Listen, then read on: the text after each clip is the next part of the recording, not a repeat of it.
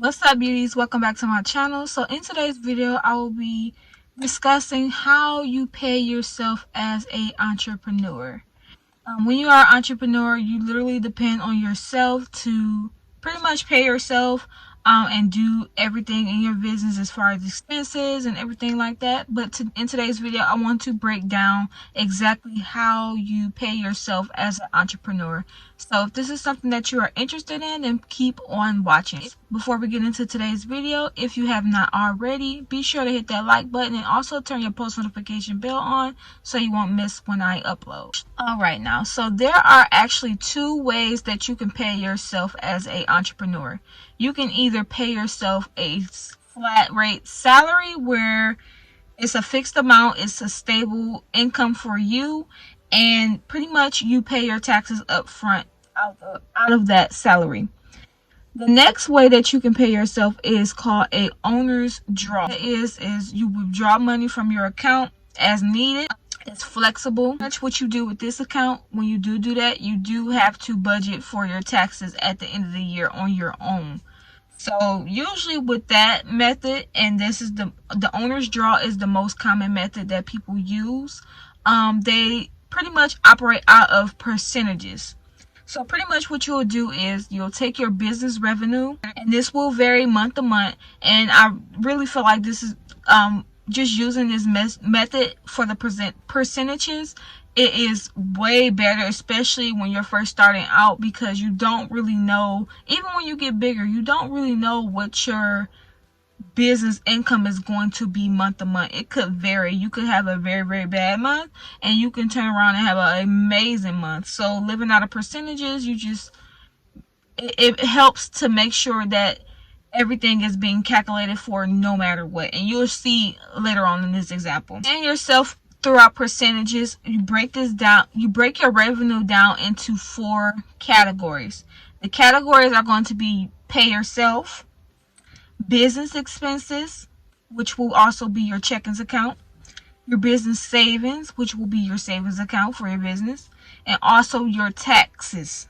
And this is going to be a totally separate account. I break it down is I pay myself 35% out of the entire revenue that comes in for the month. For business expenses, I tend to keep that in the 30% range. Business savings, I at least want to keep 10% of my business revenue inside of this account, because just in case things comes up, like maybe I want to invest in something extra or come out with a new product, or it's a course or class that I need to take business related, I can pull from that money. Usually this account, you don't want to tend to keep too much in this account, but keep on building it. Keep at least 10% into this savings account.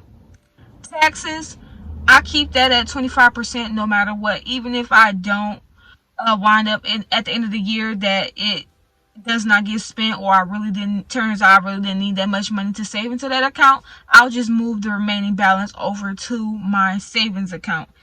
You want to make sure that you're putting at least 25% aside for taxes at the end of the year, especially if you are your own boss, you are being an entrepreneur and you're running your own business, because you don't want to wait to the end of the year when you file your taxes, or however you do it, quarterly, yearly, however you want to do it.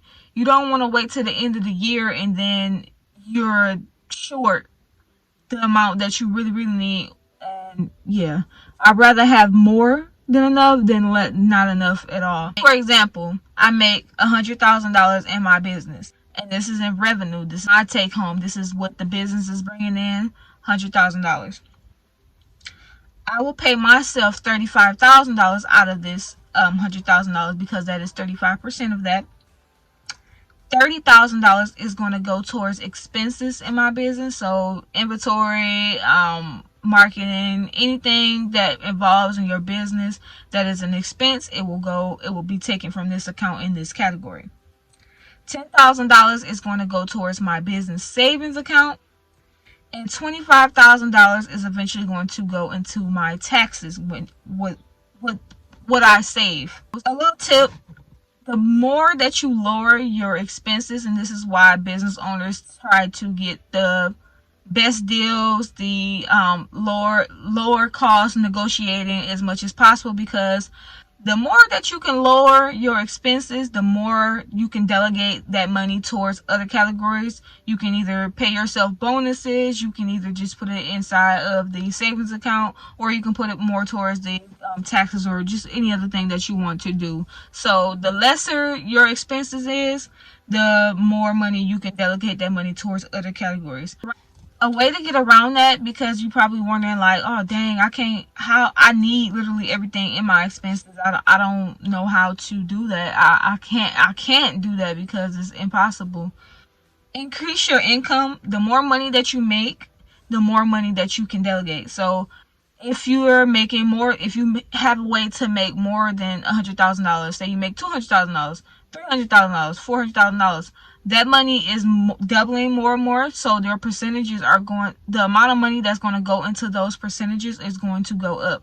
The more money you make, the more money goes into these categories. Eventually, the more money that you can pay yourself as well. And my little advice is, you want to make sure that you invest into a CPA, that is a certified public accountant that knows how to get you different tax deductions, which are known as write-off, that will lower your tax bill. The lower your tax bill is, the more money you save, the more money at the end of the year, when you do find up paying your taxes, you can put that money towards other accounts and other things that you want to do. Use your business savings to invest in coaches, classes, new products and services, and things that you want to do that will multiply your earnings in your business.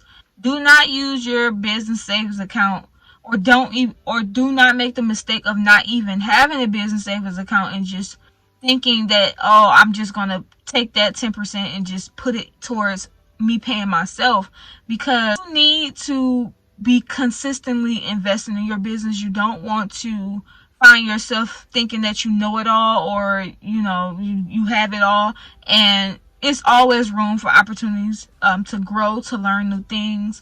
And you can literally take that money, it's already there, you're already making it, and if you have your accounts and everything set up properly, you can just pull from that savings money and then invest into the courses and classes and things that you need, so that it can prosper your business even further, so you can make even more money. But you have to have that money put to the side always. I always say, especially in my last video that I made, you need to have savings in your business. It's a non-negotiable. Things come up all the time in business. You don't want to catch yourself missing out on an opportunity, or literally in shambles because you do not have a savings account set up for your business. Keep all your transactions and your accounts separate. Do not, I repeat, do not have your personal and your business put together. Do not do that.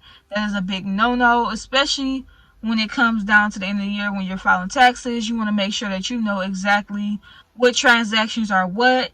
Nobody has time to go through all of those statements to figure out whether this food transaction was actually personal or was it business related.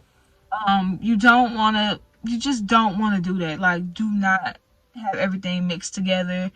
It's chaotic. It's cute when you first starting because you really don't have too much money to delegate towards different things, but you want to make sure that you have your accounts. If you don't do nothing else, make sure you have your personal and your business separate. Do not mix the two at all, please. There is no early or late time to do this, as far as like paying yourself or just setting up your systems, as far as like the percentages of how you pay yourself in your business and what goes to what. But you want to make sure that you are training yourself early on.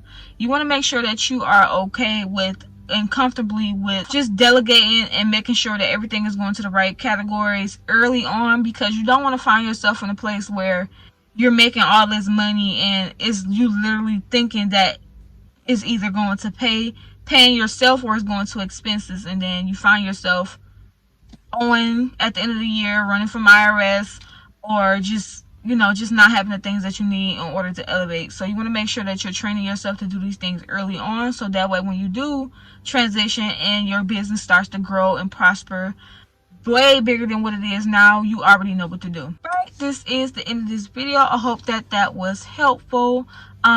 be sure to leave me a comment down below just to let me know what other videos that you guys want to see and what type of topics that you guys want to talk about. But until next time, you guys,